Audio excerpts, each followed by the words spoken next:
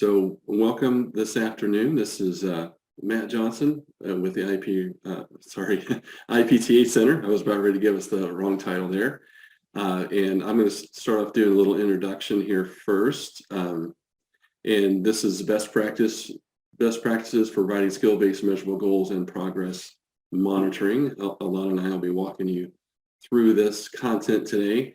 Before we get into the depth of or even really start, I just want to do a little introduction and kind of invite you both to just kind of chime in here with what resonates with you today. And if you want to use the chat or if you want to chime in, we have a small enough group today. If you want to turn on your mic and turn on your camera, you can share a little bit about yourselves too. My background is as a special ed teacher. Been in education totally, 28 years. And about 16 of which have been with the Resource Center. Spent time teaching in elementary and high school classrooms and did a little work with technology in there as well. So co-teaching, self-contained, all those kind of things, got a little background in all that kind of stuff. So, and I currently live in Southern Indiana. And let's see, we have a golden retriever. That's new for us, named Evie. She'll probably pop her head in here if she hears me talking. And I have I've been married for about 16 years and have 3 kids right now, and all of which are teenagers. So that's a little bit about me. I've got my degree from Purdue, my undergrad from Purdue anyway, and master's from Walden, and who knows what else is on the horizon after that. So we'll just see. But that's a little bit about me. So. Hi, I'm Alana Harvith, and I'm going to be co-presenting with Matt today. He's also Mr. Goals. That's his nickname too, so he forgot to tell you that. He's been doing a lot with goal writing for many years, so that's kind of his expertise. But I also have been a co-teacher, a special education teacher, and educator, students with autism in a self-contained classroom and push in other classrooms. I've been in education about 19 years, 17 in the classroom, and then a couple of years, or 16 in the classroom, a couple of years as like a case manager, facilitator, IEP facilitator. So I helped with what is compliant goals. If IEPs are, they need some work, I help the teachers, I support them that way, and helping them write those goals and clarifying those. So that's a little bit about me. I live in Hobart, Indiana. So where I live, it is 1 o'clock. Where Matt lives, it's 2 o'clock. Kyle and Arlene, if you want to write anything in the chat about yourself, about your family, about your position, anything like that is the same as Matt or I. I went to IU, unlike Matt went to Purdue. I go to Indiana State right now to get my EDS license, the superintendent license. So yeah, that's a little bit about me. Hopefully, Kyle and Arlene, you can put in the chat or you can unmute yourself so that we can meet you and hear about you guys. And if not, you don't have to, because choice is what we believe in here. So we talk about choice is a friend of inclusion. So if you don't want to, that's okay. If you want to use the chat and put an emoji in, great. If not, that's okay as well. That's right. Or whatever way. So we'll keep an eye on those things for interactions as we go here today. Wanted to get on to our just kind of ground rules. This is a small group, but I wanted to be able to just share a few things. We ask you to listen and share, ask questions, and feel free to disagree if you have a comment to make.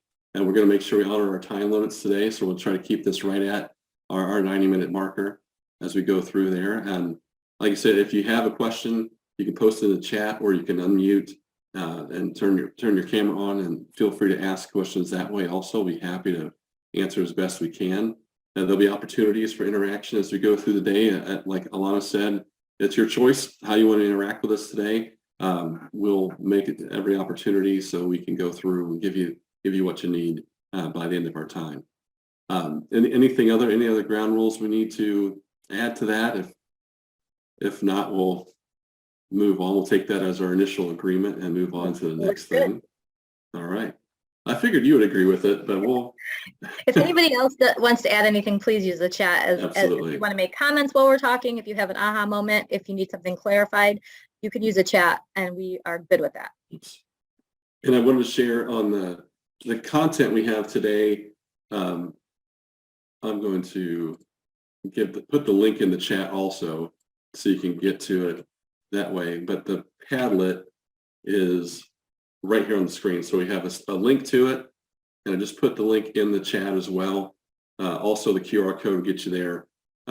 Inside the Padlet has pretty much all the materials we use to pull this presentation together. It's kind of built over the years as I've done this, but there's a lot of good information in there, a lot of good resources, and we'll hit on a few of those things as we go through our time.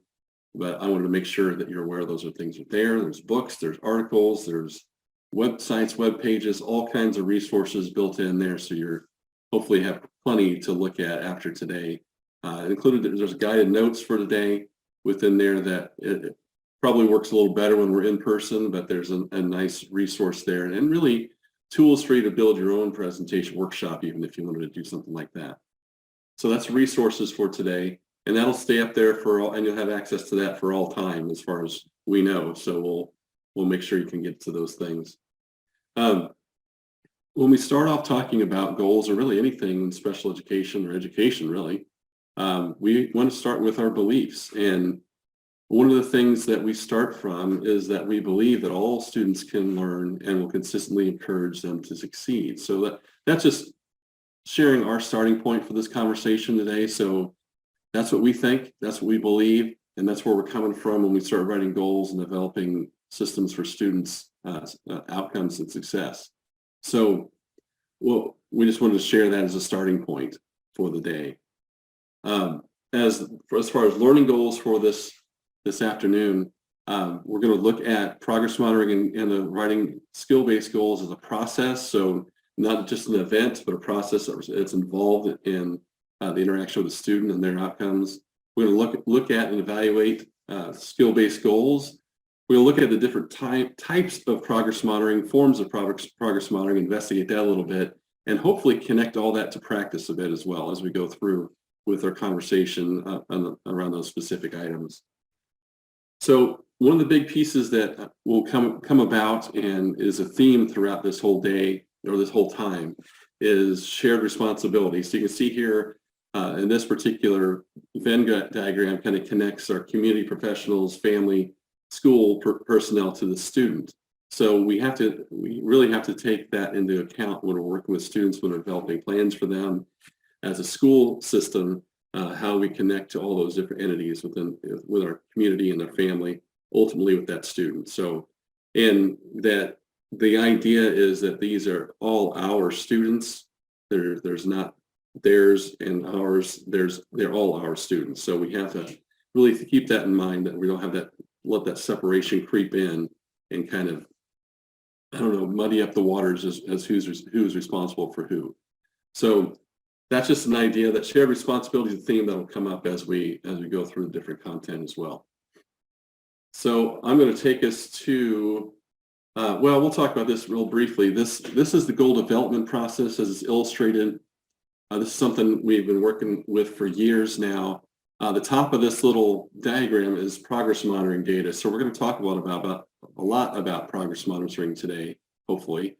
And it's a starting point. So the information we have starts this process. Whatever we gather, whether it's a formal or informal process, that's what begins the conversation, developing goals and IEPs in general. Once we know a little bit about the student, we start developing the present level data, which is the present levels of an academic achievement and functional performance here, or PLEP or PLOP, or however you want to name that. But that's going to lead us through a discussion on grade level standards, and we'll talk about accommodations and modifications. That'll lead us into the discussion on specially designed instruction briefly. We have a whole day we could work on specially designed instruction, but this will be a nice brief summary. And then we'll talk about standards aligned goals. And then the thing I want everyone to notice on this is that it's a cycle.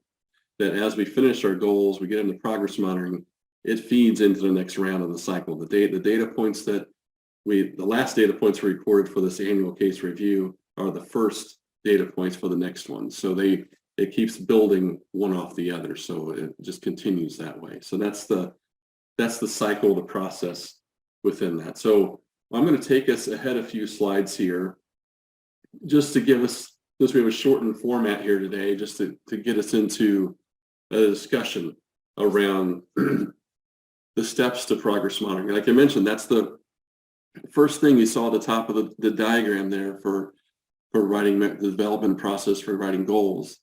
But in order to progress monitor, we have to have a good measurable goal and objective. So that's the first piece we're going to talk about here. Alana's going to take off here in a few short minutes and look at writing measurable goals and objectives. Once we've written the goal, as we're developing the goal truly, we want to make some decisions about how we're going to collect data. So we're going to talk about that piece. We also want to talk about how we use that data to analyze and make instructional decisions, because that's one of the pieces that's often missed. It's not enough just to collect information. We have to also analyze it. What is it telling us to do? Those database decision-making steps require us to review and analyze that data.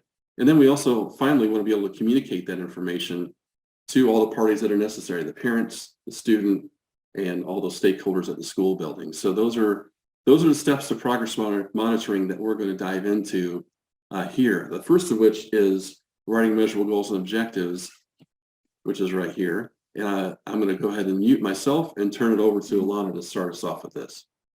Yep. So we are going to write measurable goals and objectives. And in Indiana, we have to write skill-based measurable goals and objectives because it is an Indiana law. So it's not a federal law. It is an Indiana law. So they do have to be skill-based and measurable. And that's our goals in our IEP. So we're going to talk about what that component and what that looks like. The next slide. So again, we'll just keep on going. So present levels, first of all, we're starting with that infographic that Matt kind of went over, so we're not going to go over that again. But in IEPs, the present levels have to be current and relevant. Sometimes we see data from a really long time ago in an IEP. You can take that stuff out unless it really pertains to the student now. Sometimes we see old behavior things or things like that. I think those are common errors that happen in present levels. Or maybe there's not a lot of data in those. It just says the student's doing well in reading. That's not enough. You have to really, and even if it's a general education teacher giving that data for you, you have to tell what their strengths is, what are their stretches or weaknesses or deficits, and you really need to use that data in that present levels. So current and relevant, skill-based, present levels, academic and functional. I'm just going to go through the whole list and we'll talk about it. And it's about access to and progress in the general education curriculum. And all of those things need to be there for the present levels to be current. So academic and functional also has to be in the present levels. Some schools have a template that addresses all the parts of a PLAF, the present levels of academic and functional performance. So if you guys have one, Kyle and Arlene, please put it in the chat. If not, how do you know how to put all of those things into the present levels? You could add that for me if you want to talk about how you do that.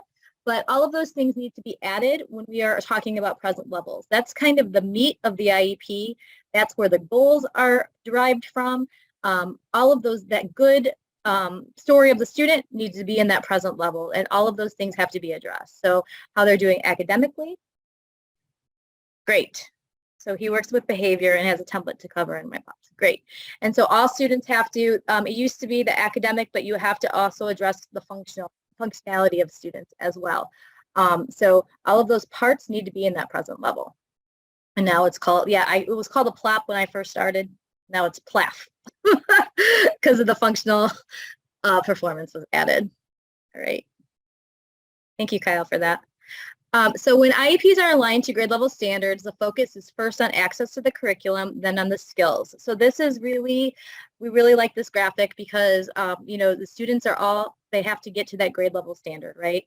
We have to give them access to get there. So those stairs, you don't have to go one way, there's access points. And that's kind of like just a nice visual that we like to see to show how kids can work up to that grade level standard. We're keeping them to those high expectations.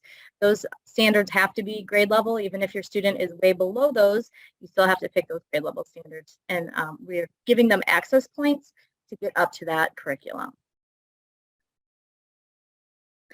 So accommodations. Accommodations are support for the skill that we are assessing. So if a student, we're going to talk about the difference between accommodations and a modification. An accommodation does not change the complexity of an objective or a standard. It just levels the playing field, right? So this student is, we're assessing her reading.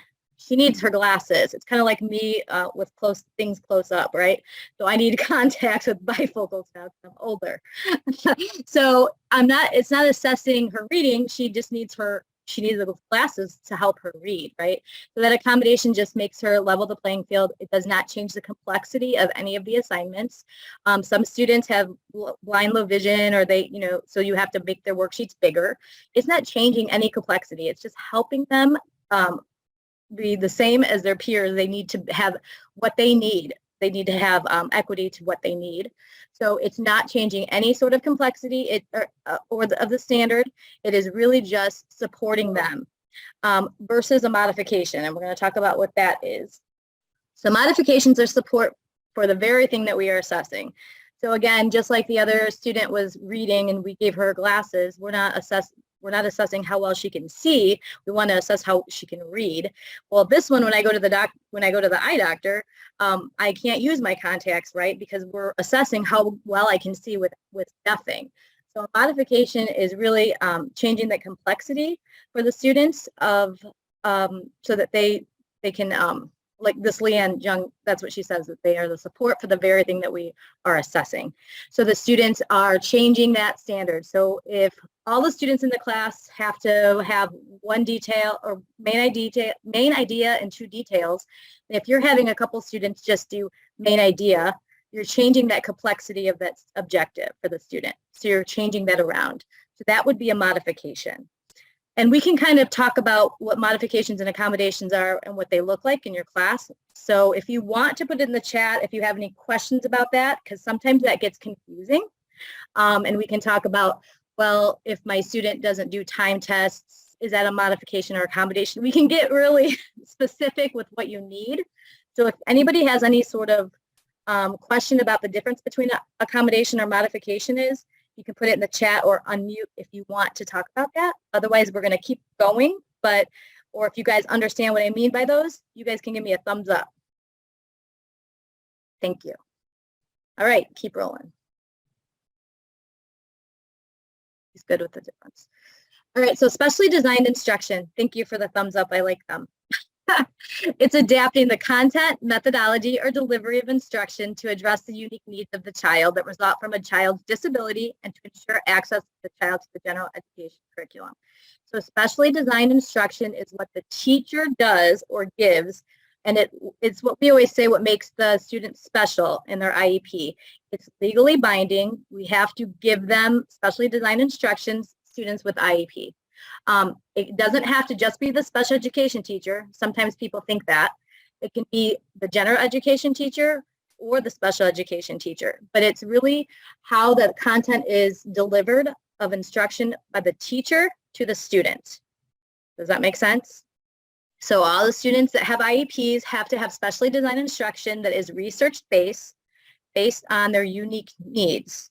So every student should have something different based on what he or she needs. And it is in their IEP. And again, the general education teacher or the special education teacher should be delivering that for the students. And please, if you guys need me to clarify anything, please reach out in that chat or unmute yourself. So what the students are learning. So students with disabilities are expected to master the same standards as classmates without disabilities. However, standards can often be met by learning different content. So like I said, we have to have them have the same standards as everybody else, but they can be met by learning different content. So maybe they can learn main idea and details, but maybe their reading instructional level is lower, but they're still going to meet that same standard as everybody else, but the content might be a little bit different. So specially designed instruction, again, it's research-based, and it's what the teacher does to help the student learn and reach those goals. And if you have any questions, please. So how the students are being taught is the methodology of STI. So instruction strategies, interventions, and techniques. Specific methodologies are more likely than others to be more effective and efficient for students with disabilities. So mnemonic devices is a research-based, and they help with students with learning disabilities. They are research-based. That's a method that you use with students. They help them with those intervention and those strategies, and that would be an SDI, that you teach the students how to use those mnemonic devices to help them with that. So the teacher, the gen ed teacher or the special education teacher would use that strategy because it's research-based with students with learning disabilities.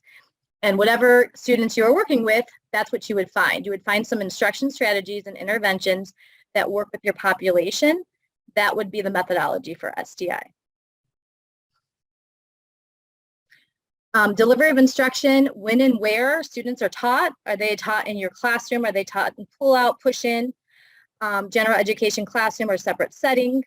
Do you need a small size? Do the students need to have a, what does that look like? Do they have to have a smaller size?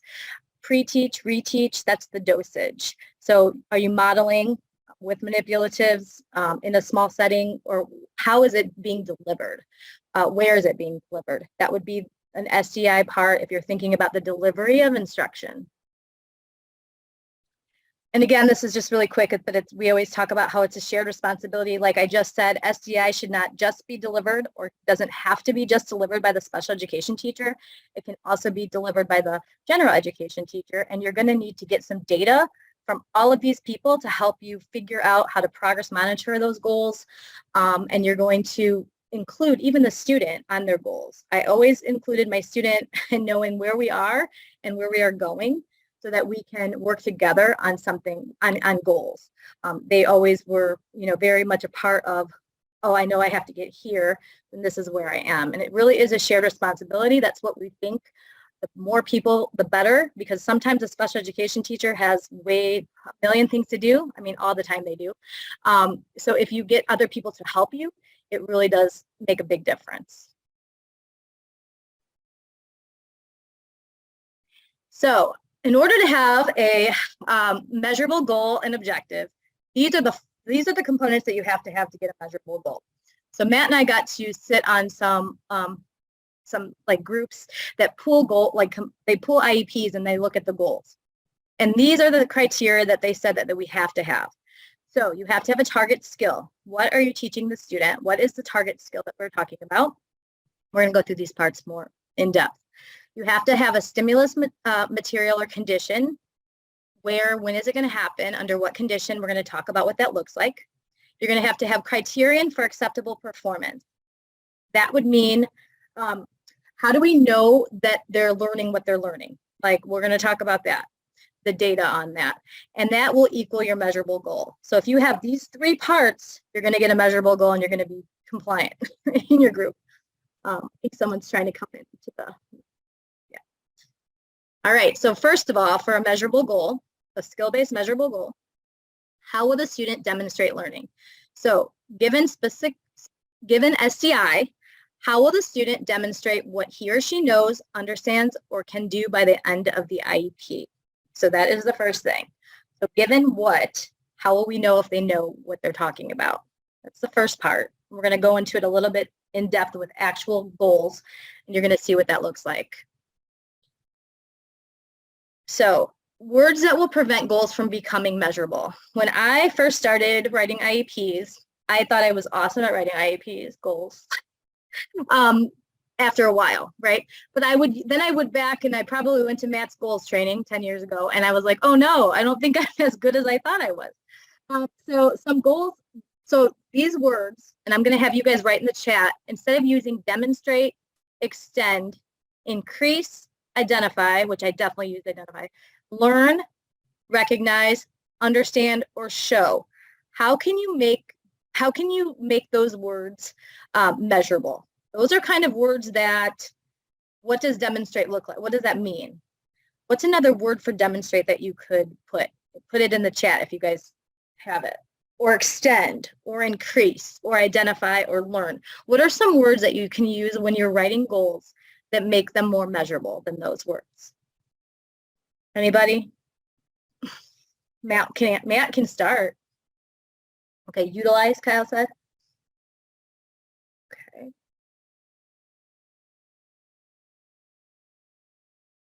Anybody else? Yeah, last time we got in a big discussion about the word demonstrate because there's one teacher who was really specific about wanting that to be How, part of the goals. yes, and how do you demonstrate? Yeah, So so it's, yeah, and even when you talk, well, I'll kind of spill the beans here, I think, on the next, like, if we're ready for the next click. I don't know if anybody wants to add in a last minute. Kyle added something. Yeah, and I think that Marcy's trying to get in, but she's trying to connect to audio, it looks like. We'll keep going, but yeah, you can click it. Go ahead, Matt. Okay. So instead of using the words on the left, we're going to challenge you and think about, and going back into your IEP, using the words on the right because they're more precise. You can see it, you can hear it, you can look at it. If somebody has, if somebody is collecting data that's not you, they would know what to do, right? So verbs that are precise: write, draw, name, point, touch, circle, walk. The behavior can clearly be, yes, Kyle has his hand raised. Sorry, I tried to jump in, but my microphone didn't work for a second. Go for it. The word increase is the one I have the issue with. Because like I measure a lot of with behavior stuff, like I want them to be taking breaks more often, or I am increasing their ability to turn in homework, things like that. So increase is a word I do use a lot. What would be a good substitute for that specifically? Well, I think you want to look at what you're trying to increase first, you know, that if, whether it's, and I guess what it's coming down to is, what's the skill here, or what, you know, what's the action the student's going to take to make that increase happen? Might be the case there in that situation. I'd have to look at that. We can look at the specific goal, or we can share actually outside of this and want to look at goals specifically for a student. But that's, you know, sometimes I see goals written around, you know, that they'll describe an action in order, and they'll say in order to increase homework turn-in rate, or something like student will initiate task in class in order to increase pieces. And that could get a little confusing to add that kind of phrasing. Like, the way I've written it, I guess recently, will increase ability to turn in homework, like something simple as that. And I don't know another way to write that. Well, we're going to talk a little bit about that actual homework piece later on, because that's something, well, I guess we can kind of, I don't know, we can go ahead and dive into it now a little bit. But that's kind of one of the things that got us started in some of this work was homework completion goals, like, because we do want kids to do that, but it tends to be an outcome. We want everyone to do that particular thing. So what the conversation gets down to, you know, if multiple students have that same concern, is the same solution applicable to all of them? So with my specially designed instruction going to look the same for everybody? And then that's kind of something where well, being specially designed instruction, that's not typically where we're headed. So where we kind of get to in those instances is to look at what's going on behind the scenes for that particular item. So if they're not turning in their homework, we have to look at the why. Why is that happening or not happening for that student? And what exactly are we going to do about it? Because that's kind of what can help us get to a goal also, is if we understand why the student's struggling or why they're not turning in the homework. That's one thing. The next step is, well, what's our plan? What are we going to do to fix this? And that's where we start designing that specially designed instruction, is here's what we're going to do about this. Here's what the student needs to learn from us in order to improve that outcome. So if I want this to, you know, it could be organization, it could be just behavior related. We're trying to control a situation or something like that, and we have to teach skills around those pieces for the student, because that's what it really boils down to a lot of times, is that I always try to get to this point when we talk about goals, is it always comes down to a skill deficit or a performance deficit. And Terry Scott really defined that for me really well the first time I heard someone talk about that. And he mentioned that this, you know, that if the student's missing the skills, they're not turning in this homework because they don't know how to do it, then that's something we need to teach. Obviously, they need the time, the extra time to learn that skill. They're missing something. Or if they have a performance deficit where they have a skill, but they don't know or want to use it at that moment, then what do we need to do to teach a student or show them how to use it in that particular instance? So, and sometimes that can come down to generalization or independence, or some other, you may have to address another behavioral need for that student. That might be the reason they're not turning in that homework. Like my own son had trouble with that, and I think probably inherited it from me with the organizational piece. You know, he thought he could keep track of all this stuff, and he ended up having to figure out a system to keep track of things, and we helped him with that. But that's the kind of thing that, you know, we don't want our goals to be wishful thinking. You know, and I don't want to demean anything that you're doing by saying that. It's just we have to be really be thinking about what are we doing about this change? What do we want to see? If we want to change their homework attitude or the performance, then what are we doing about that? And that's the tie-in with the SDI and the goals. Really, is here's what we're going to do. Here's what the outcome is. The student will do this many times. A lot of times for the homework pieces, what goals I come back to are things like that really address more like executive functioning concepts, you know, initiating tasks or continuing or completing, time management, organization, those kind of things go back, and their behaviors really. So that's in line with what you're talking about. But a lot of times it's that they've been given prompting and opportunity to initiate a task and they're not doing it. So our instruction is around, when you're given that opportunity, here's what should happen. Or if you're starting a task, here's what it looks like to continue and maintain that effort for more than 30 seconds at a time. You know, get up to the full 10 minutes of that time there. So I don't know, that's me talking for a while. I didn't mean to step on anything there, but No, we just, I think If I can kind of summarize, it Yeah, seems yeah. like when I've been using the word increase, it's almost too broad.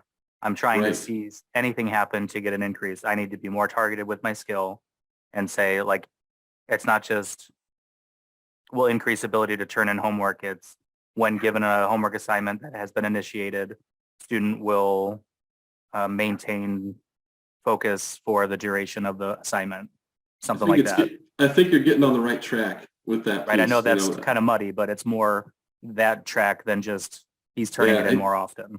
I think when you think about the pathway to the student getting better at that outcome, what's that look like for them? What do they have to do in order for that to happen? So if when I give you a prompt to initiate, a prompt to start working, the student will, or even if you go back to what you just said, after the student initiates a task, you'll maintain, keep working basically on that task for an allotted amount of time. So you're working toward that, or, I don't know, work something along those lines. So you're trying to think about, what am I going to be doing with the student to get them to that eventual outcome? Right. So Yeah, that 'cause even though I'm measuring that he is increasing his ability to go from 1 minute to 20 minutes, that's not how I'm writing it. I just want him to do 20 minutes and I'm keeping track as we go. Right. You're looking at that end, that target at the end. What do I want them to land on? Right now, we might be only able to do a minute of attended work, Okay. but I'm going to build to that 20-minute time. I'm going to keep track of that over time and think about how am I going to teach them that? How am I going to reinforce that behavior so that continues? Give them, whether it's frequent breaks at first and less frequent breaks over time, you build up that stamina for that task. And some kids too, it's the best they can do to get you 3 or 4 minutes of work, and then they need some kind of break, physical or mental break, or sensory, or however you want to go about it. So you have to, that really to me is an accommodation in some respects, like, but that's worth talking through. But ultimately, when you're writing the goal, you want something you see happen or hear happen, so you know it's occurred, and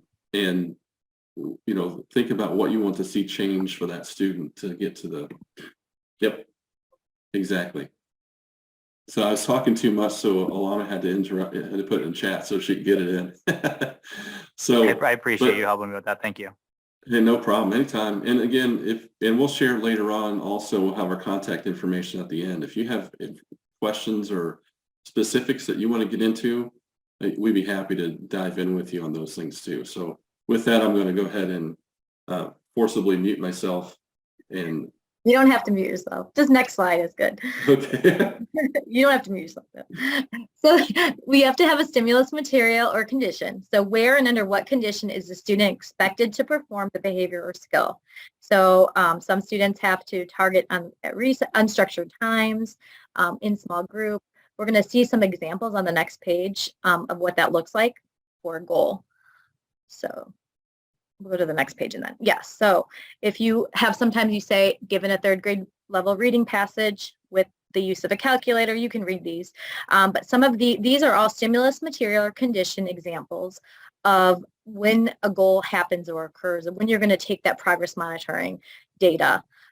So the student whoever is taking the data, I always had binders in my classroom with my goals, and I had the progress monitoring data. I trained my paraprofessionals, I modeled it and I trained them, and they were able to collect data just like me because we knew what we were looking for. So we kind of, I think Matt calls it the stranger test. So if somebody came in my classroom and picked up the binders and were going to progress monitor for me, they would know what to do. They would know when to do it. They would know exactly what was happening. Because they could look at my goals and they were clearly written, and they got better over time because when you know better, you do better, right? But this is a stimulus material or condition example that you could use with some of your goals. So if anybody has anything that they want to add, put it in the chat. I appreciate Kyle talking. That was great. Arlene, or I know Marcy, I think she's still trying to get here. But you can unmute or put in the chat if you have any questions about that.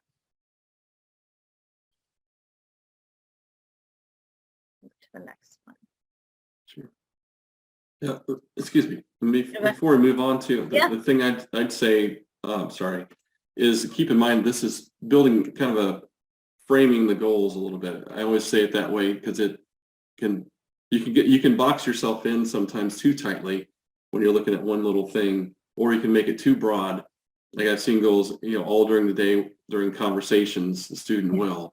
You can't monitor all the conversations they have or all the incidents they have. So you have to think about where, because we talked about this a little bit with the SDI piece, but you have to think about who is going to do this. Like Alana did a nice job explaining how her practice was with herself and assistants working together. Someone's got to be on there seeing this happen or recording it, or you have to have a way to get the information to you if you can't be there. So that's a bigger idea when you're writing the goal to think about is who's going to be there, what am I looking for, and can I get that in a timely manner. So that's part of what we'll talk about a little bit later on with the progress monitoring as well. So the next part of a skill-based measurable goal is the criteria for acceptable performance. So how do we know when a goal is achieved? What part of accuracy? I know most teachers always put 80% accuracy. You don't always have to do that. I had students that were really significantly far behind. And so if they started at maybe a baseline of 20% and I got them to 60, that was huge. So I didn't always just put 80. I really wanted to look at their individual, what they could do. And that was really great for some of my students. They didn't always have to achieve, 80 to 90%, but we really want to make sure that they can achieve those goals. But how do I know when they've mastered that goal is basically the criteria. In terms of accuracy, quantity, frequency, duration, latency, fluency rate, and there's others. And if you guys use others, you can put those in the chat. But depending on your goal, and I know behavior goal, like you said, latency, like when something, or duration, how often it happens, or how long, and latency, how long does it take for the student to initiate a task. All of those are acceptable criteria for measuring a goal. I always think about my progress monitoring. So I'm like, first of all, how am I going to progress monitor it? Does this make sense? How do I know when they've reached this goal? And if I can justify that, and if I can write that down, then that will make sense for me. And then I look at my goal and make sure that I can do that. I can make sure that everybody knows that when the student reaches this, then they've reached that goal. So as long as you can quantify that on your data sheets, that is great. And so these are the ways you could do it. So we're going to look at some goals together, and I'll let I can let Matt talk for a little bit and then I can jump in. But we're going to look at some goals together and hopefully you guys can help clean. We're going to go through those questions kind of, and we're going to talk about what it looks like if it's measurable or not and how we can make it better. There we go. All right. So this is, I actually took these questions from the group that Alana was talking about earlier when we got to some state agencies and some of the resource centers were looking at goals together, or actually separately at first. And we decided we need to come together and build some consensus around how we develop goals and how we teach people around goal writing. So this was part of the tool that they initiated with that group. And more or less, it just asks you a couple main questions around this particular goal. And we're going to look at a couple here shortly. So when you look at the goal, is it measurable or not? So that's the first question we have to answer with all these. That's kind of the core, I guess, compliance hurdle that we have to cross. Every goal has to be measurable. That's the lowest level of acceptable goals that we have. But we also expect goals to be skill-based in our state, so we have to look at it from that level too. So, and that just makes the skill more meaningful to that student, more specific to them. And then we're going to look at maybe some suggestions to improve that goal. So with this process, this is kind of that guided work with us. So we're going to look at a goal together, and if you have comments, Alana and I will be jumping back and forth talking through it, but I also invite you to put your comments in as well, and I'll open those questions up as we go. So first, when we look at this goal, we're going to look at this very first one. Excuse me. And this very first one on this page, it starts with by the next ACR. And it says, by the next ACR, when given a second order polynomial with the leading coefficient equal to 1, a student will use a problem-solving checklist to correctly solve for the factored form, identify the zeros, and graph its function to the coordinate plane for 4 out of 5 polynomials. The big goal. I know. Whenever you have to take a breath after you read a goal, you might want to think it over a little bit. That's not written anywhere, but that's a good baseline there.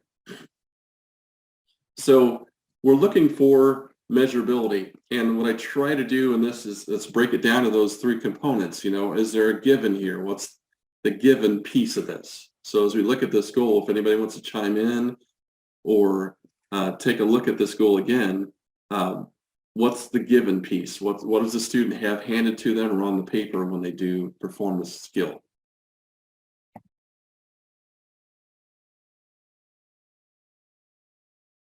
You guys can use the chat if you want, or you don't have to. You don't have to write the whole sentence either. It's a big one. It's probably faster, right? It's probably faster to just unmute and chat a little bit, but it looks like when given a second order polynomial with a leading coefficient equal to 1. Right. And and this one actually is kind of sneaky because it has kind of 2 parts to the given. It describes what kind of problem, and then it says they're also going to have a problem-solving checklist there. So there's 2 pieces to it. So that's good. The skill-based part of it is what do we expect the student to do then? So we expect the student to correctly solve for the factored form, identify zeros, and graph its function on the coordinate plane. So with that particular one, there are some skills listed, but there's a lot of them. There's 3. And when talking about measurability of something, that can be problematic, and that we're trying to measure multiple things, and they involve different skills to do that. So it's generating the factored form, identifying zeros, and graphing are 3 distinct things for the student to do.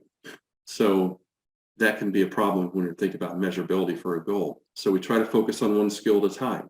And the challenge sometimes is the multitude of skills we have to address for students. So we really have to prioritize the skills we're going to focus on for the student. And this particular goal is a little bit of a struggle. Is looking at how much of the school year is going to be spent looking at polynomial equations and that kind of piece. So the focus might change. We'll talk about restructuring it here shortly, I think, but that's the kind of idea we're starting to think about ways to improve. And then the final piece of this is that criteria for acceptable performance is when they can correctly solve this for 4 out of 5 of these problems, 4 to 5 problem numbers. So that part's okay. So as far as measurability, we kind of have to go to no, because it's got too many skills to measure. It is skill-based though, because we just mentioned there's skills in there, just a lot of them. So how do you fix something like this? How do you go back and address the issues that this goal happens to have? And like I mentioned, we're doing okay, but I think in some ways this goal is a little too specific, because we're addressing just this specific type of math problem. And maybe, and we don't have present level data here to kind of give you any more information other than just the goal statement. So a lot of times when we get into more complex math, the issue is organization and process, and not necessarily computation for the student. So my question on this kind of goal is, what's a consistent problem the student has all the time in math class? Can we give them some tools that help them address those needs whenever they address a problem? So those are the kind of things that we try to get into, is like, I don't think most students have a disability in math specific to polynomials, but it could be a process, could be organization, could be, I just need to give you that problem solving process, that checklist like it has, and teach you to apply it to any of these problems. So that's the kind of questions I would have around a goal like this one. And usually when folks give me goals to look at, I usually fire back questions like that. Like, what's the consistent problem the student has? What keeps showing up? What keeps getting in the way of them approaching this kind of problem and doing it correctly? That's where we can focus our efforts on, and the goals around that piece, because we're going to kind of address the underlying need to get to that outcome. So that was a lot to go through on that particular piece. Do we want to go through another one, or do we want to, much time do You we have guys, here? yeah, if you thumbs up if you want to go through another one, and thumbs down if you don't. We're good. We want to address what you need. Yes, Kyle says yes, another one. Oop, those are good. Yeah, maybe we can So- think of, maybe we can do one like the latency one, because Kyle looks Okay. like with the we had like some with This one about right like here. yeah, maybe that one. So the second one here is kind of in line with what we were talking about. And this is interesting to me. A lot of folks want to put in by the end of the IEP year, by the next ACR to start the statement. That doesn't have to be there, because in general, I know it's a SMART goal thing. I know where that comes from, but with an IEP, you keep in mind it's an annual goal. It's always going to be a year span, unless you say differently. That's the expected timeline.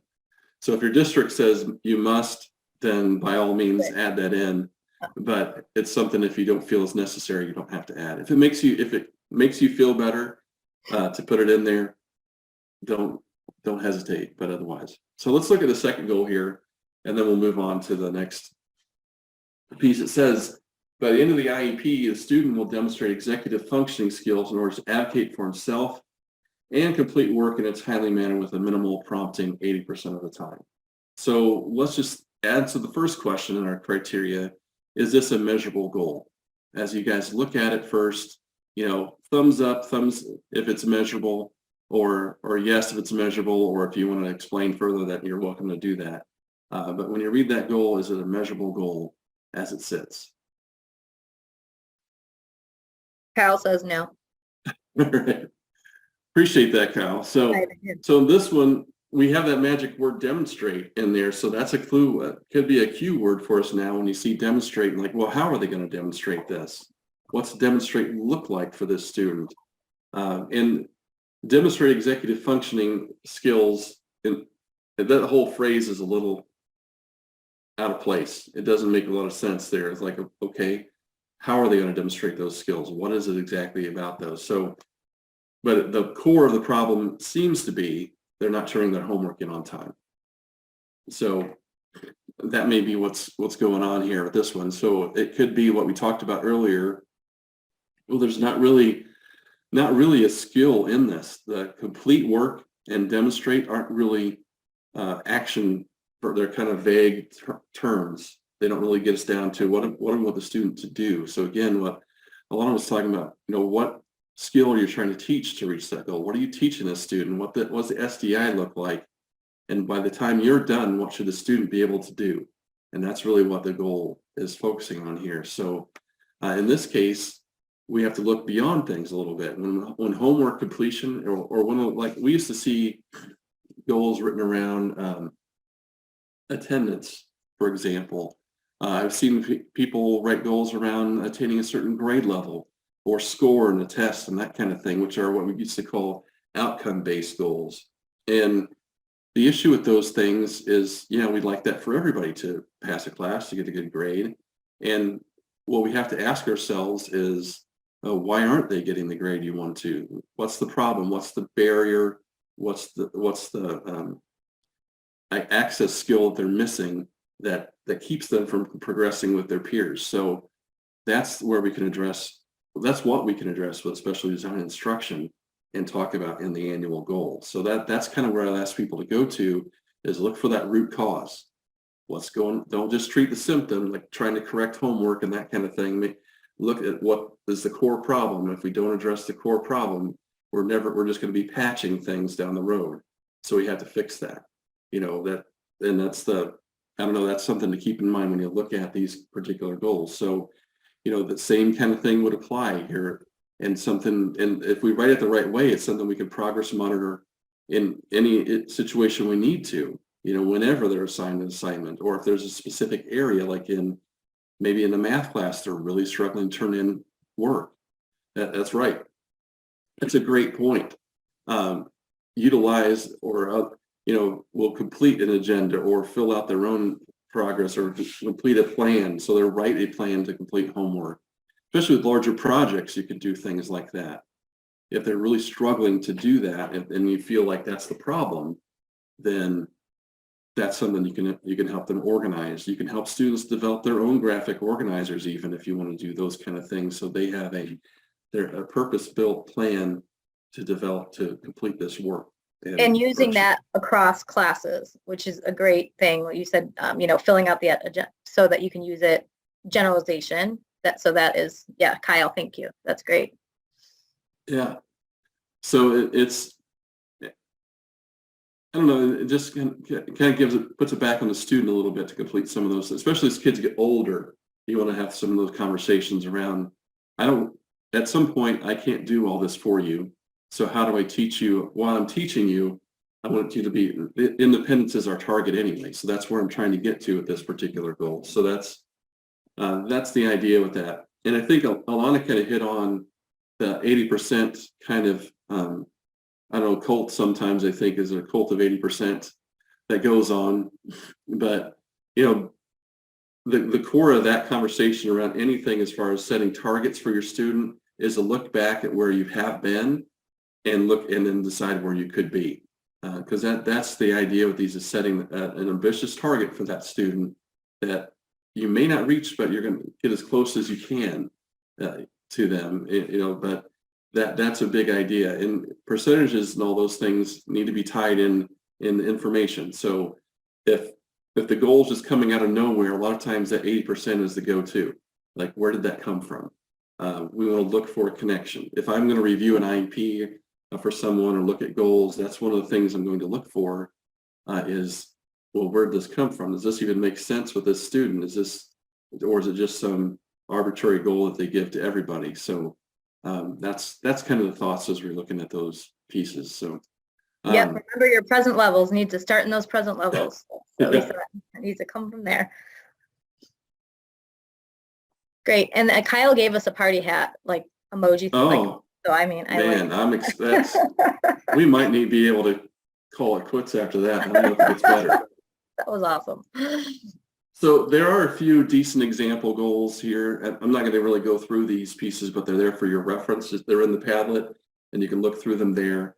But these kind of break it down. But I do want to say a couple things about these. That first, you don't have to write them exactly the format that we have. These are just examples. So you can take them for what they are. They're not perfect, but they are a starting point. So there might be a good framework for some different ways of thinking about goals. And when I ask people to look for, just think about what you spend your time doing with your students, and or what is spent, what time is spent on your students, and what do we do in that time? And that's really where we can formulate goals from, because that's your specially designed instruction piece. That's the piece that we can pull from there. So just I've worked with lots of districts and that struggle with goal writing, but so far they've all been really good about working with students and being involved in what's going on with them day to day. They just struggle with getting that from action on the paper. And that's kind of what this whole process is giving yourself as a teacher credit for all the work you do with the students. And progress monitoring is giving yourself credit for that over time. Look, this is the work we're doing, and here's how it's impacting the student over time and how it's working for them, and in terms of the goals and their outcomes there. Whew. So that's kind of a quick overview of goals from the two of us here. So hopefully you get any burning questions or concerns here. I'm going to dive into the next piece, which is looking at progress monitoring from the goal writing perspective.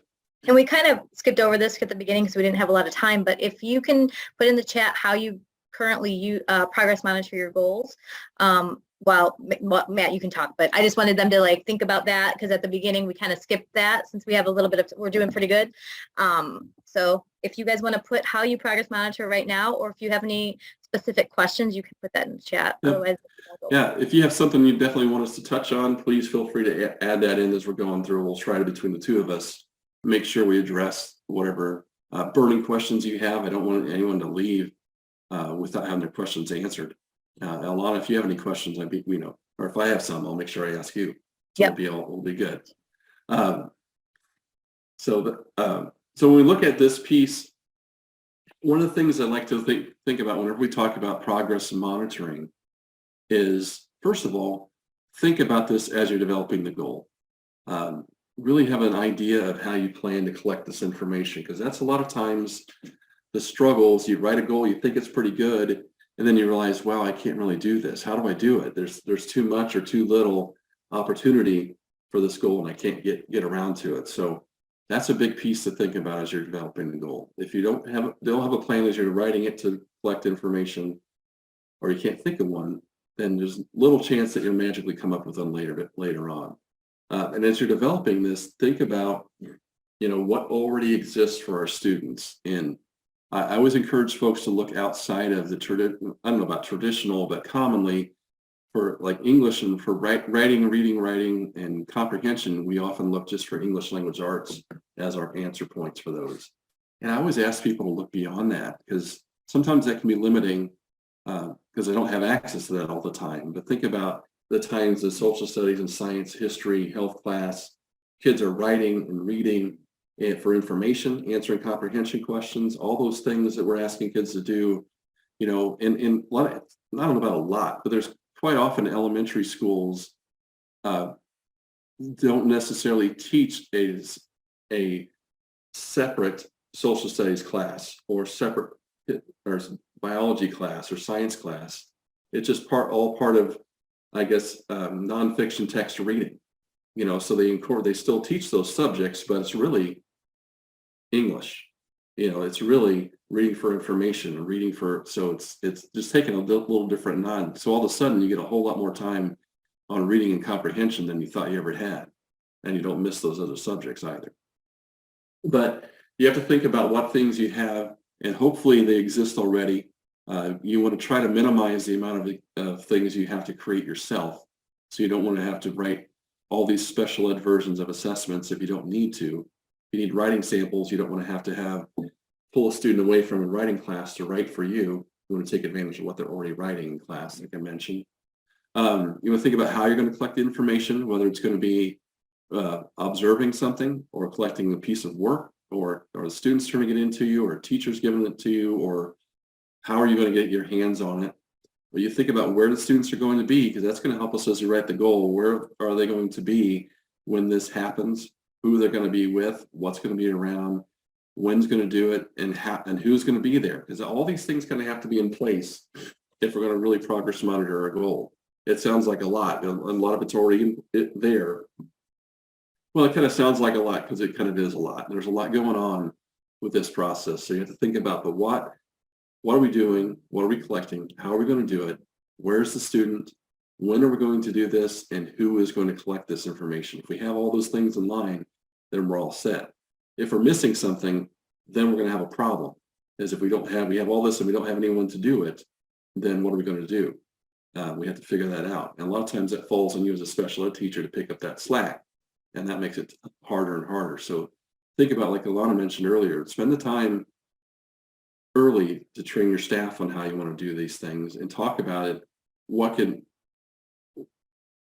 happen if your gen ed teacher did some of these collection points for you, or could share a writing sample or a math sample or something with you, so you don't have to go tracking it all the time on your own. That's a shared responsibility idea there. That's one of those common slides that we like to show up every once in a while. So like I mentioned, it makes sense to have a plan when you're progress monitoring and include your team within that. You can think about all the people that serve and work with your students throughout the day. What information could they share with you that you don't have to create something new for? That relies a lot on your general education staff and teachers, your paraprofessionals, whether they're gen ed or special ed, your related service providers, special or speech language pathologists also. Think about all the people that work with your students, have a hand on their education every day. Can you take advantage of that? Not only that, sometimes we're looking at the same thing. So let's be consistent and let's see if we can't just combine our efforts there. So, and it kind of makes sense as it seems like a little bit of a, I don't know, extra statement here, but it doesn't have to be separate from your instruction. So as you instruct, that can be the data collection, or as someone else is instructing, you can pull information from what they're doing. So you don't have to make it a separate event. And just make sure you select the best tool. Make sure you're actually measuring the student's performance, measuring their change, because that's something I've seen in goals sometimes when we write. Like student will reduce the number of referrals to the office over the course of a year. And that's not measuring a student's performance, that's measuring a teacher's performance, truly, or a teacher's reaction to the student's performance. So we have to be careful about the measurements we choose. Are we really measuring what we think we are? If we're not, then our data is not going to be proof of anything. So we want to be really careful about what you select. And I guess, I don't know if I have it on a slide here, but you don't want to collect more than you have to either, because that just, you don't have any extra time. So don't collect more than you need to make your decisions. So when we look at collection tool, consider, what types of data is needed to accurately show student performance. So we think about that when, think about if it's a writing sample or a reading opportunity, comprehension questions, math probes, observations of behavior. Think about what we need to know to show this student's made a change in their behavior or their outcomes are shifted one way or the other. So we have to think about what we need to know. And this is something that's nice to bring up in the case conference. Let's talk about what's going to show me this has changed. If they're having a problem in this classroom or a problem with this kind of work, or organization is a challenge, what do we need to collect to show this has changed? And where are we going to get it from? That's one of the things that you have to be careful of when you're in the goal development, progress monitoring the same way. Where's this going to happen? Is it going to happen all day long, where I have to follow this student around every minute of the day? Or is it a problem in a specific area or time? I can focus in on that.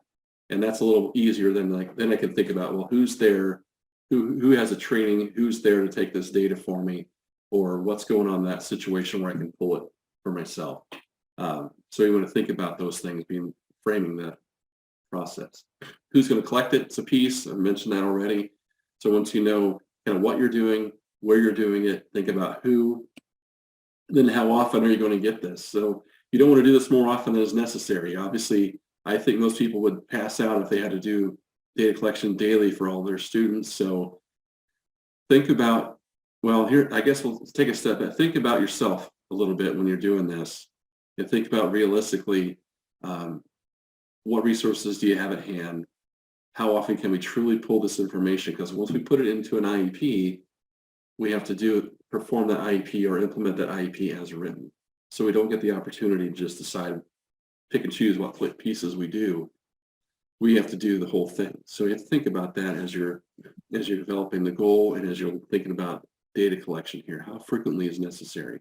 And I guess Can I just jump in real quick? And ask- absolutely. So I just want to ask Kyle and Marcy, if you want to put it in your chat, how do you guys do progress monitoring? Do you use your Google Calendar to remind yourself?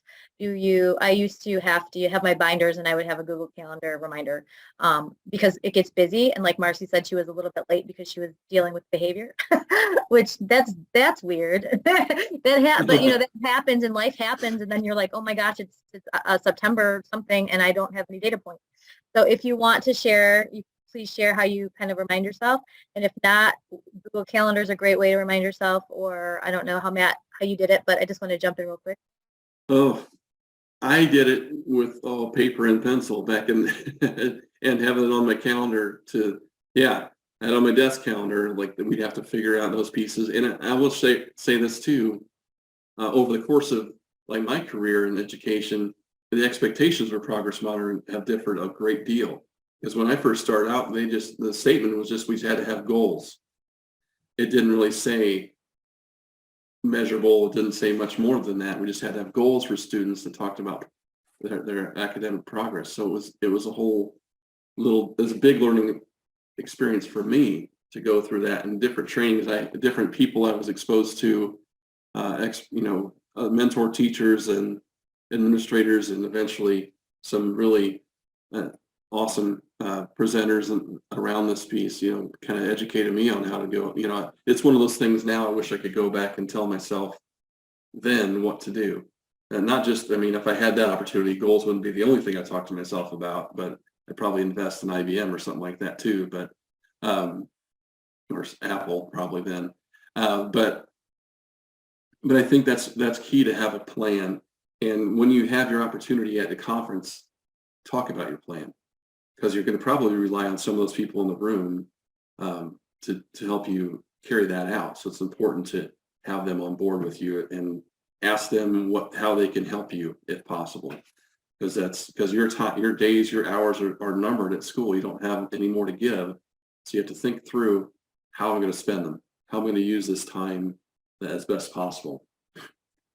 So, and I guess the last thing before I get off of this frequency, really think about that frequency of collection carefully as far as dedicating your time to it, but do consider that we have to have enough to make good decisions upon. So we have to do it frequently enough that we have data to support our decision making later on. So we want to at least establish a baseline. That's one of the pieces that as we develop a report, like our progress reports every 9 weeks, we want to have at least a couple data points on there so that we can show at least a trend line, a growth, a direction, something like that. Because I've seen districts just put one on a 9 weeks, and that doesn't show you a whole lot. And that doesn't in any way represent the amount of work that's going on for that student. So that's sometimes, I guess, a point I like to make is not that you want to overdo it, but make sure you're establishing that you are doing the work, that you're putting in the effort for this student to change, and you're showing that in progress monitoring data, that here's the data points, here's the change, here's the notes, here's what we've been doing for this student. You have to find a balance within that on how often and how much to share, but I think that's a big idea. Make sure that other folks know the work that you're doing. So when we talk about different tools, one of the things that there's really comes down to just a few things. And we're going to really focus on the single skill or mastery measures, which is something you probably are pretty familiar with. And there's general outcome measures, which is same as curriculum-based assessment or curriculum-based measures. So probably heard those terms before. And systematic student systemic student observations. I'm trying to read my own slide there and having a hard time. But so observing student behaviors is also a piece of that. And we'll talk about those things briefly. Now, there's a whole lot of detail that's in the slides that are upcoming, and we're just going to briefly go over some of these pieces. But essentially, what I wanted to share is that the single skill or mastery measures are honing in on one thing. So we're giving the same or assessment on the same set of skill or sets over and over. So it's a formative assessment. We're doing our specially designed instruction, and every week I'm asking you to read to me. I'm asking you to write down something. I'm asking you to do a spelling, or I'm asking you to do a math probe for me over the same sets of skills. A general outcome measure is looking at a larger set. So a general outcome measure would be like a post-test, pre-test kind of arrangement, where we're given all the skills we're going to learn in that unit. We're going to give you a pre-test, then we might give you it again midway through to see how you're progressing on overall in those skills, and then do that. And that's when we look at reading fluency, that's a general outcome measure, because there's so many things that are involved in reading fluency or reading quickly or decoding involves a lot of different skills that need to be taught for a student to improve in that area. So that's why it's considered a general outcome measure. The student observations seems pretty simple, but there's a little nuance to it that I want to make sure we're clear on as we get to those pieces. So, excuse me. The nice things about things like mastery measures, general outcome measures, is they can be very quick to produce and to administer. You just need to make sure you follow the rules. There's usually, when you look at general outcome measures, there's different guidance for how you're supposed to administer those different assessments, language or scripting, all those things. So make sure you follow those things clearly, so that it's easy to replicate and make sure it's valuable information for you. So I'm going to slide through some of these pieces. There's examples in here of the different general outcome measures and some pieces you might be interested in, but I wanted to stop here for a second and just, excuse me, just share these resources. I don't know if we have time to kind of dive into them really, but these are 3 resources that we have that I've used a lot as we pulled together information for this presentation. Intervention Central is one. I talked about math probes and different reading tools. That site has all kinds of things for you to find that it does the work for you. So if you tell what you want, it will generate that work for you. So that can be a really nice resource to have. The Iris Center is a great resource for training tools. It doesn't have a whole lot as far as teacher classroom tools, but it does have a lot as far as just your own education. And we rely on that quite a bit. And the National Center for Intensive Intervention is the same. A lot of resources there, a lot of professional development tools. And they also have a whole section of their site that's dedicated to looking at different purchased items and rating them and giving you their validity and reliability ratings. And they're an independent agency. They're a federal resource center, and they do a nice job pulling that down. Have anybody of you guys used these? I was just going to see if they, any of them, if you guys have used these, put it in the chat just so you guys can. Yeah, I was going to ask too if there's any others that you guys use that aren't. I know this is only 3 things, so there's a lot of other places that you might go for information. So if you have anything like that, I'd be happy to hear that. Maybe add it to our list. Yes. Yeah, the intensive intervention, the national, that's a great website. And I know Matt needs to take a break with his voice because he has a little cold. So I can talk for him. But yeah, it's a good one for the interventions because it can do specific. So if you need a student to work on decoding, it will give you the interventions for the specific skill that you're working on, and it will give the fidelity and the rating for it. So intervention. Great. Thank you, Kyle.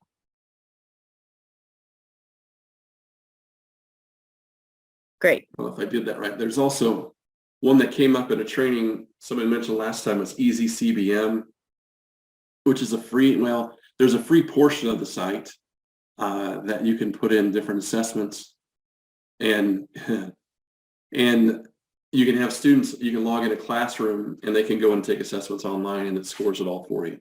So it's kind of cool. And they have all kinds of things, a comprehension, I think different reading pieces.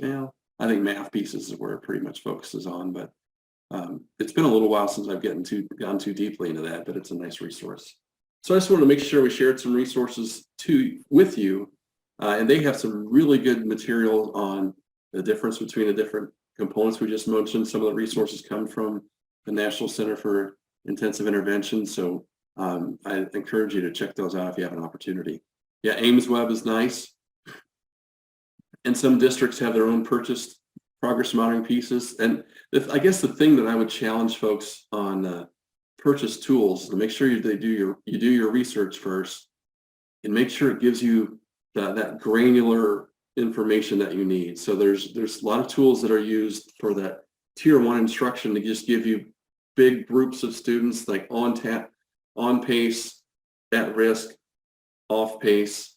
You know, that's generally the big, there's lots of flavors and levels within that. But, you know, those kids that are at risk or that are struggling, we need enough information to dive in, like, okay, where are they struggling? What area do we need to dive into? And some of those, sometimes they give it to you. Sometimes you need to ask for the right reports so you can dive into those pieces. But those are important questions to ask as you're looking at collecting or those different larger tools. So the next piece is, you know, looking at behaviors and not just beyond academics. So academics, we can look at work samples, we can have students do the task for us to get that piece. We can look at that, but behavior is a little different animal in that it's not necessarily a written format. You know, we can't see it, and we don't know it happened unless we see it with our own eyes or if we hear it with our own ears. So it can be formal or informal. So, you know, but we just need to have a clearly defined behavior. Alana mentioned that stranger test before, and that's one of the things I run into. You know, I remember doing this in college where a teacher would ask us all to write down, we were talking about goals and observations, and they asked us to write down our definition of time on task. And some people's were real simple, some were real long, but they were all different. So it's something when you're observing students, make sure it's very clear what you're looking for so that other people can do it without you. So it's inter-rater reliability concept there. So we have to be consistent, and everyone has to understand that process and otherwise you can't rely on that information from everybody. So you have to be really, really clear about that, especially if you're going to turn someone else loose that you're not directly working with.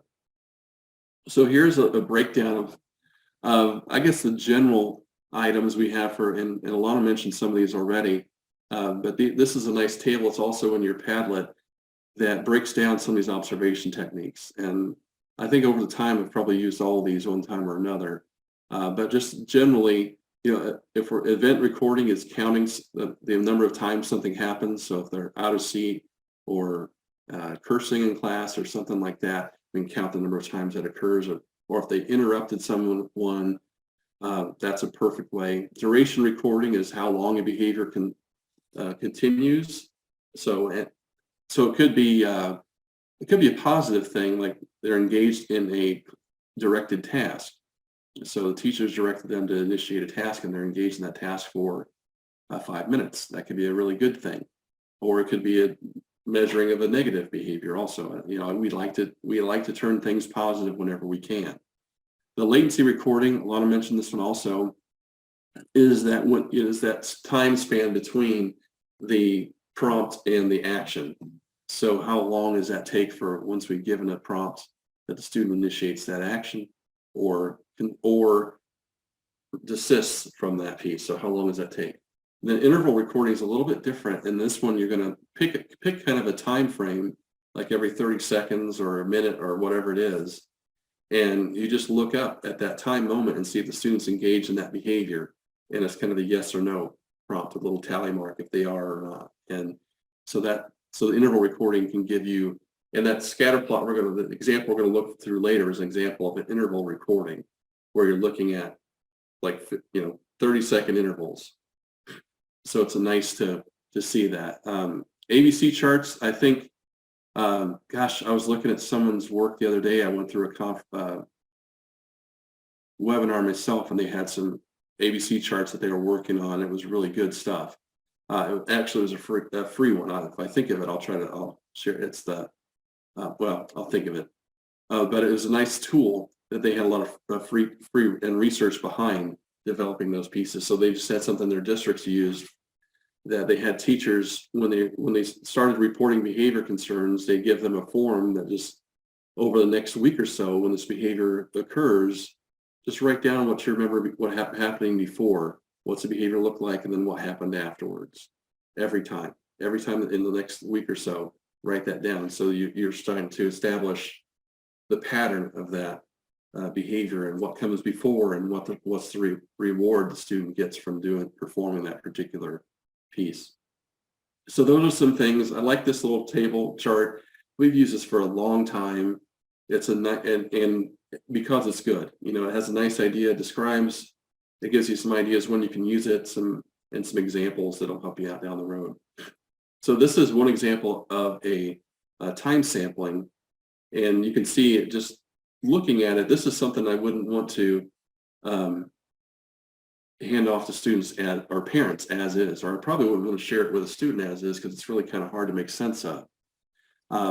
And Kyle mentioned using ABC. Yeah, I think that's perfect with disruptive behaviors. I think that's ideal. And I also think sometimes when teachers report to us as special ed staff that there's a behavior they're concerned about, turning it back on them a little bit, saying, can you do this for me to track it, kind of can bring to light either that it's a serious thing or that it might be a really I want to say non-existent, but not so important. I've had those referrals for when kids are tapping pencils, and I'm like, okay, he's tapping a pencil. It's not hurting anybody, but we have to figure it out. In this, we have to figure something out with that situation, but it's not really being disruptive. The teachers was being disruptive on the way she handled that option, but that's a story for maybe another time.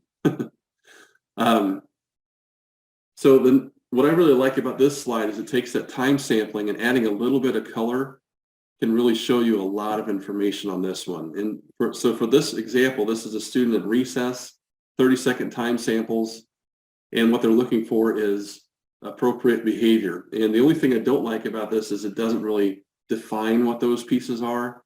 I'd like to see, if I was going to have someone else do this, I'd actually, for myself too, so I stay consistent, write down what appropriate behavior is, what's verbal aggression, what's physical aggression, so we're consistent across the board. But the nice thing about this is it shows most of the time is positive for the student. There's verbal, there's physical. It shows you he ramps up the physical and then can cool down afterwards. So those are good things. But that's one way visual representation can be helpful, and that data collection can be displayed for you. So I guess I've been tracking this, and I think I've already seen a couple folks just think about how you use those pieces already, use the ABC charts. The challenges, I don't know if anyone else wants to comment on this one, but the challenges for observation is it takes people to do it. And you can teach students to do self-monitoring sometimes, but that's not entirely reliable, of course. So you have to kind of do your own alongside of them. So that can be an exercise in and of itself. I'm going to keep track of the number of times you disrupt class. You keep track of the number of times you think you disrupt class, and let's talk about the difference. So that can lead to a lot of fun. I don't know about fun, but good conversations for students there. So there's other means to measure progress. And some of these are just variations on a theme here. And as far as mastery, running records are just a way of keeping track of the students' growth in a certain area, but it's a running narrative of the students over time. Interviews, obviously, sometimes you need to just talk to people to figure out what's going on. Portfolio assessments kind of lean more toward that general outcome measure because they're looking at a lot of different things and trying to measure it all at once. Checklists are nice. Rubrics are good as well. So those are other tools you can use to measure progress for students. And I was going to jump in really quick with my data sheets. I always thought about what is feasible when there's a student going on, having a behavior, and you're trying to do the ABC chart. So you're trying to do the antecedent, the behavior, and the consequence, and you're trying to do the time of the day and what they were working on and what happened and who. The more that you're writing, sometimes you forget all the details. after it happens. So really having your paraprofessionals help you with those things if they're comfortable taking that data, and you teach them, really is helpful, because you usually as a teacher are trying to manage the behavior, get the student calm down, and then you have to write all that data for them. So I don't know if that's how you guys feel as well, but it just works with whatever for your classroom. Even I saw Matt, all of those things you went through. I would probably go back and look at something that's a little bit maybe quicker sometimes, and then depending on the situation in your class. But that was just my aha moment. So sorry, Matt. I had a Oh, that's all right. I was a lot of times when we do this stuff, we get asked for different data sheets. This is in your Padlet and in the presentation. This is something from South Bend that they've done and shared with their staff. So if you need examples, something to build off your own work, that's in there for you. The last piece of this is really looking at analyzing and making decisions. So we already looked at an example of visually representing the data. And once we see what it looks like, once we've discussed it, I guess the important thing I want you to get from this one is it's not enough just to collect information. We have to look at it too. We have to look at things like this. As we look at the data we've collected, what does it even tell us? If we're looking at, this is measuring correct words per minute, we have that big blue target line as we look at it. And then the trend line, that dotted line, is pointed in the wrong direction there. So over this course of time, that would tell me something needs to change. We're not going the right direction here. And so, or we're not addressing this the right way. So it could come down to the instructional change. It could come down, think about the small things to change in those pieces. It could be environment, it could be time of day, the material, or just changing the methodology we're using for that particular student. So we have something like this that's showing a little more positive. So this just indicates that we're not there right now, but we're on track to get to where we'd like to end up for the student. And this last one's kind of tricky, and it kind of looks parallel. So we're making pretty good progress, but if we keep going the way we're going, we're never going to reach our goal target either. So we have to think about that. And usually maybe that's a little methodology change, a little shift, and it could be a small thing. So I always tell folks, when you see things not going in the right direction, think small first. Think about the pieces you have direct control over that don't require a whole case conference to revise. So think about that. We don't have to change the number of, we might have to come down eventually to change in service level of the student, number of minutes, location, all that kind of thing. But we don't necessarily have to do that all as soon as we see something off. I see Kyle, you have something? Yeah, I just want to be clear. So for this one, the skill is the fluency. We'll read a passage and Right.